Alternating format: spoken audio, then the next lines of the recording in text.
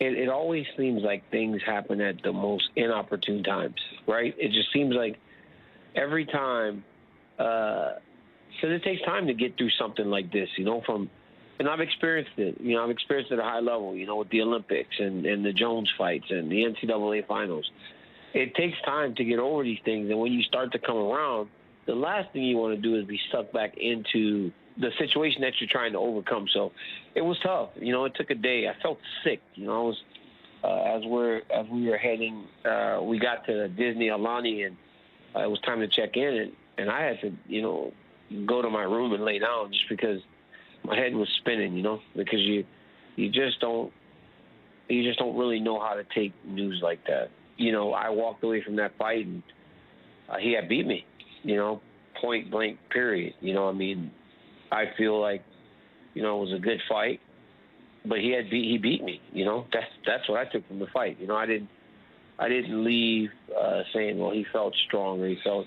If anything, I thought he looked a little bit smaller in that fight than he did the first time. But I think it was because he said he spent so much time with his weight low. He said something to that effect leading up to the fight. So I was like, well, I got smaller too, so I didn't, when I fought Rumble, I weighed 232 pounds going into the octagon. But against Jones, I weighed 223 because I spent the last 2.5, 3 weeks at 223. And so he was saying that he had been light. So I figured he was smaller because he had gotten lighter because of the California commission rules. So I've been in the USADA testing pool since 2001. That was when I first started to get tested by USADA, my first U.S. national team. So 16 years now I've been in this program, and 16 years I've been doing, or not 16 because there was no USADA when I first started MMA, but 2001 to 9, and then it's been about 9 years that I've been in this program, and all this time that I was in the USADA program, I was actually taking supplements, and I've never actually had anything like that happen. So I just don't understand how something like that could happen, especially back to back. And I really want to be careful with how I answer these questions because, Jon is entitled to the process of what's going to happen with his other tests. But if I think in the last case, they said he was reckless, so they gave him a year. How could you be reckless again going into another fight? It's so odd. So for me, it's very concerning because it seemed as though in the last 2 fights that him and I were supposed to fight, something like that happened. So, and I don't want to be sour grapes. That's why it's hard to answer the question. So it's like, but it just makes it very odd. We've gone in these nasty circles time and time again. And just when you think that it was kind of like we were going to head off in different directions for a while, because if I was to hope to get another fight against him, it was going to take some time and big win, so I kind of figured we were heading in a different direction. And, since the fight ended, it was every conversation I had with my management, with my coaches, was how do we find a way to do this again? And Bob Cook was like, I think the Jon Jones story is a bit over. He said, but we can be creative if that's what you really want. So I go, how do we get it done? And that's all we thought about in terms of the fight aspect of it. But to hear something like this, something, again, that's not really, it has nothing to do with me, it's very frustrating. Again, my whole issue is just I don't understand how in these situations you could put yourself in he's in trouble, man. I mean, I got to be honest with you. I think he's in a ton of trouble now, based on this thing coming back positive at all. And again, I've been in this program for a long time, and a lot of times you take a piss in a cup and they split it between 2 cups. That's what your B sample is. It's not like taking it from 2 different. It's one time you use the bathroom and they split it into 2 cups. So to think that half would be messed up and the other half isn't, is very, very rare. in the times of USADA, there has been some B samples that have come back different, but that's whenever they've been stored for a really long time. Sometimes, sometimes with EPO in a hormone because we produce it naturally in our body. So sometimes that may happen, but for a steroid, especially a performance enhancer, especially if it is what they're saying that it was, it's going to be very difficult for this thing to be any different, I think. So I think he's in a lot of trouble. I really don't believe he ever needed to do anything wrong. And you see a lot of people just flat out saying he cheated. I've seen Chael, and I've seen a lot of guys, and obviously they're not in the position that I'm in regards to him, our fight, but he really didn't need to do any of that stuff. And I think if he was doing that as long as I was saying he was doing it, I think it became just a comfort thing. And that's probably why he did it again. That sucks. I heard the end of Chael's segment, and he said you could tell that Dana was a bit upset because, he looked like he was hurt for Conor.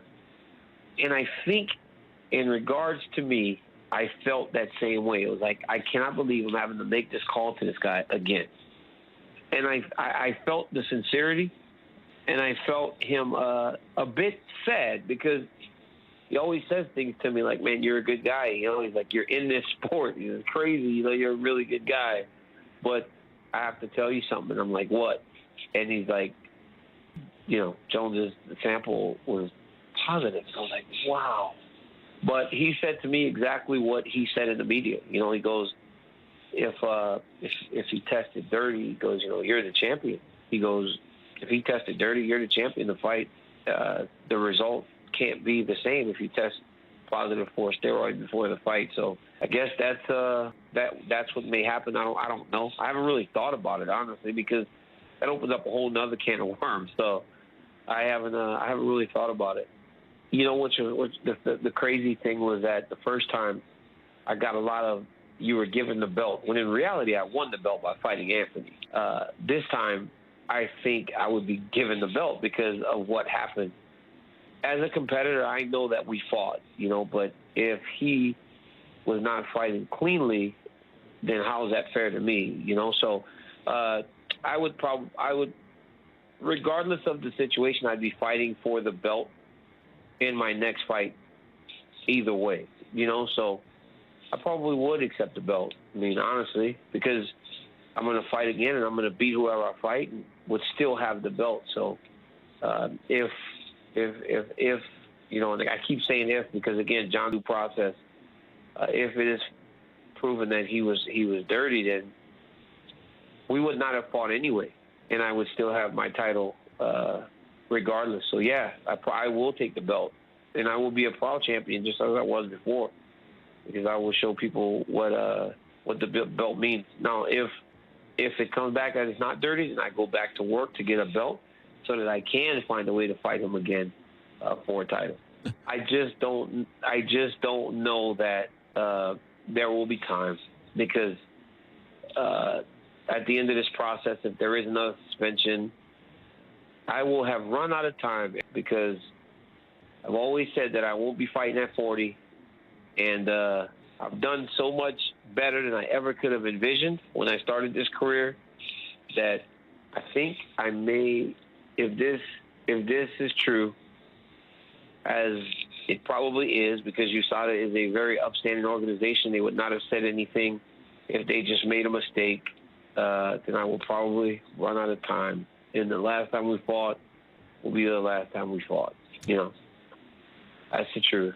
I think if anything, this whole deal with John probably gives me more time because I'm gonna have to wait to see what happens with him and the championship and everything, and then when that's all finalized, then I can start to plan going forward. I had the option to fight this year and turned it down, and imagine if I would have taken a fight and then been stuck in this thing in the middle of the fight camp.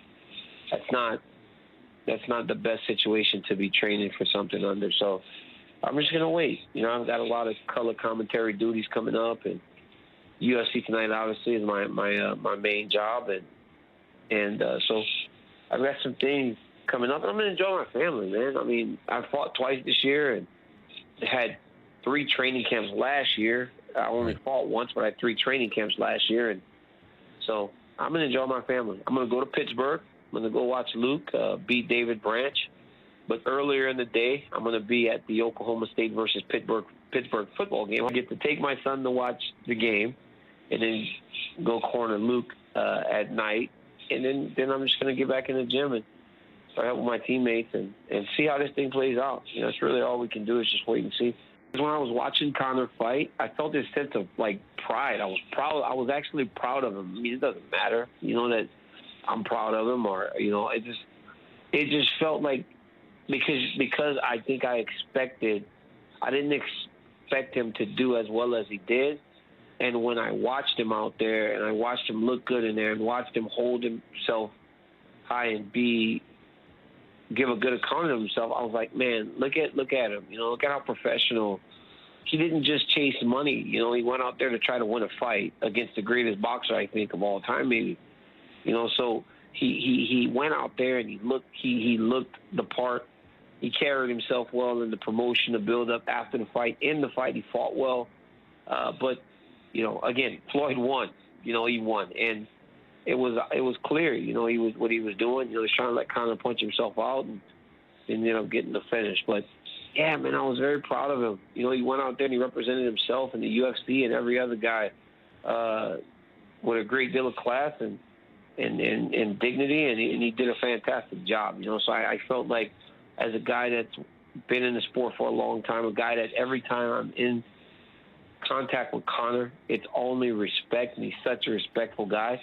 I wanted him to, if he got it, you know, or I know his coach pays quite a bit of attention, John Kavanaugh, to see that we are very proud of him as a mixed martial arts community, because he has nothing to hold his head down about. He fought the greatest boxer of all time and won rounds. I mean, when Brendan Shaw put that bet up against that he wouldn't win rounds, I was like, I'll take the bets. Man, I would have lost a lot of money to Brendan Shaw because Conor won some rounds. He won some rounds, and he did a fantastic job, man. We're all proud of him. We're all very proud of what he did out there on Saturday.